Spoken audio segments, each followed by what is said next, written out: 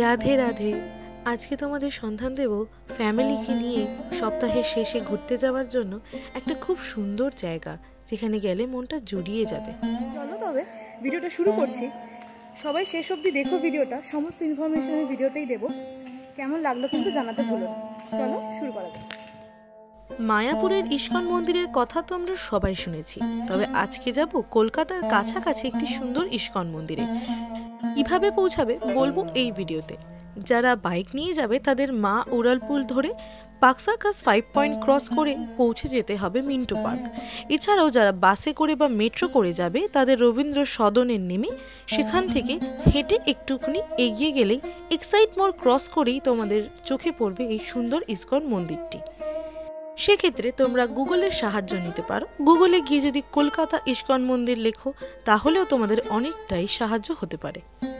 রাস্তার ওপরেই এই সুন্দর বিল্ডিং এর ভেতরেই সেবা হচ্ছে আমাদের সবার প্রিয় রাধা মাধবের। খুব সুন্দরভাবে সাজিয়ে তোলা হয়েছে এই ইস্কন মন্দিরটিকে। মন্দিরের বাইরেই তোমাদের চোখে পড়বে গীতা, এছাড়াও প্রভুর নানা রকমের বই, যেগুলো তোমরা সংগ্রহ করতে পারো। তারপরেই তোমাদের উঠে যেতে হবে দোতলায় প্রভুর দর্শন করার জন্য। গুগলে ইস্কন কলকাতা শ্রী শ্রী রাধা গোবিন্দ টেম্পল বলে সার্চ করলেই এই মন্দিরটির সম্পূর্ণ ডিটেলস তোমাদের কাছে পৌঁছাবে। তাও আমি তোমাদের সাথে ডেসক্রিপশনে এর ডিটেলসটা শেয়ার করে দেবো। এই মন্দিরে তোমরা প্রভুর দর্শন করতে পারবে ভোর 4টে থেকে দুপুর 1টা এবং বিকেল 4টে থেকে রাত্রি 8:30।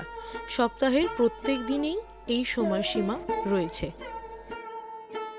অনেকেই মনে করতে পারো এখানে ঠাকুরকে পুজো দেবে, সেক্ষেত্রে নানা রকম প্রাইজের পুজোর থালি এখানে অ্যাভেলেবেল রয়েছে। তোমরা চাইলে সেগুলি সংগ্রহ করতে পারো, যেমনটা ওখানে বাকি দর্শনার্থীরাও করছেন।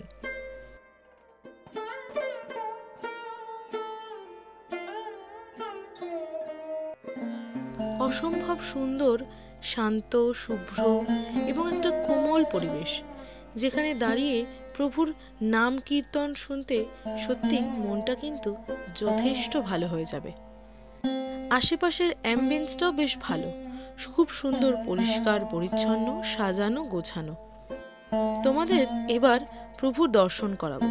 এখানে কিন্তু পূজার সাথে সাথে নিত্য সঙ্গীত অর্থাৎ কীর্তনও চলছে, তাই তোমাদের কীর্তন শোনার সুযোগও এখানে হবে। এবার তোমরা ঠাকুরের দর্শন করো। এত অপূর্ব সুন্দর যে চোখ সরানো যাচ্ছে না ঠাকুরের দিক থেকে। একদিকে জগন্নাথ দেবের প্রতিষ্ঠা, আর ঠিক তার পাশেই রয়েছে রাধাকৃষ্ণ। শাড়ি থেকে শুরু করে ঠাকুরের গয়না, মালা, মুকুট, বাঁশি প্রত্যেকটা এতটাই সুন্দর, প্রমিনেন্ট, যে মানে মন্ত্রমুগ্ধের মতো আমরা শুধু চেয়েই রইলাম ঠাকুরের দিকে। এই মন্দিরে কিন্তু প্রবেশ অবাধ, কোনো এন্ট্রি ফিস দিতে হয় না। এটা গেল দোতলায় ঠাকুরের মন্দিরে। তবে বলে রাখি, ঠাকুরের মন্দিরে প্রবেশ করতে গেলে জুতো খুলে প্রবেশ করতে হবে। এবার যাওয়া যাক একতলায়, যেখানে কেনাকাটার জায়গা আছে। একতলায় রয়েছে নানা রকম সামগ্রী সংগ্রহ করার জায়গা, যেখানে ঠাকুরের মূর্তি, ভাগবত, গীতা, বিভিন্ন ধরনের বই, এছাড়াও নানা রকম পুজোর সামগ্রী, ধূপ ধুনো, সব রকম কিছুই ঠাকুরের জিনিস এখানে পাওয়া যাচ্ছে। আপনারা চাইলে এই জায়গা থেকেও কিন্তু সংগ্রহ করতে পারেন। এই গেল শহর কলকাতার হিডেন জেম, যাকে বলে অমূল্য রতন। কেমন লাগলো এই অমূল্য রতনের সন্ধান পেয়ে জানাবেন কিন্তু আমাদের কমেন্ট করে। আজকের ভিডিওটি আমি এখানেই শেষ করছি। আরও অনেক এরকম এক্সপ্লোরিং জায়গার সন্ধান দেব আমি, তানিয়া বেরা, আমার এই চ্যানেল এক্সপ্লোর উইথ তানিয়াতে। দেখতে থাকুন, সাথে থাকুন এক্সপ্লোর উইথ তানিয়ার। হরে কৃষ্ণা।